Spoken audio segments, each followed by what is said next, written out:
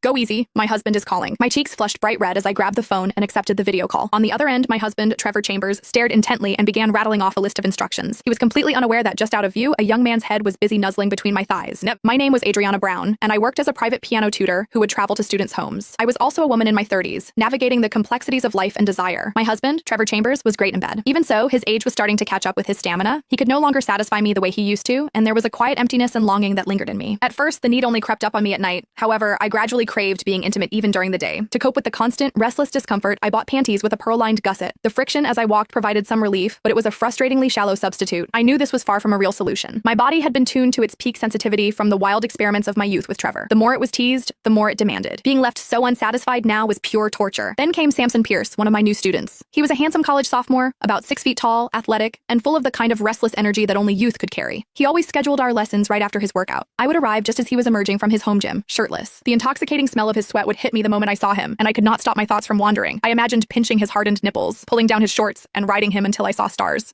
One day, I arrived for a lesson and found Samson in a foul mood. I leaned over him from behind, guiding his hands on the keys, but he was completely distracted and kept hitting the wrong notes. To be honest, I was distracted too. Samson was shirtless, his bronze skin slick with sweat, and the heat rolling off his body was intoxicating. The scent of his sweat, mixed with that raw testosterone, went straight to my head. As I bent over him, I had a perfect view of his pectoral muscles, still swollen and pumped with blood from his workout. I want to lick them so badly. Just as the thought popped into my head, a loud bang snapped me out of it. Samson suddenly slammed his hands down on the keys with a jarring chord and stood up abruptly. Not only did I jump in surprise, but his solid back muscles also slammed right into my chest. It did not hurt, though. Instead, a thrilling electric tingle shot through me. My mind was racing with desire, but I still managed to sound concerned. What's wrong? Are you feeling unwell? Nothing. I just got dumped and I'm not in the right headspace, he said, his tone surprisingly polite despite his anger. He added, Ms. Brown, why don't you take a break? I'm going to go back to the gym and hit the heavy bag for a bit to cool off. We can continue the lesson when I've calmed down. I'll pay you double for the extra time. Of course, I agreed.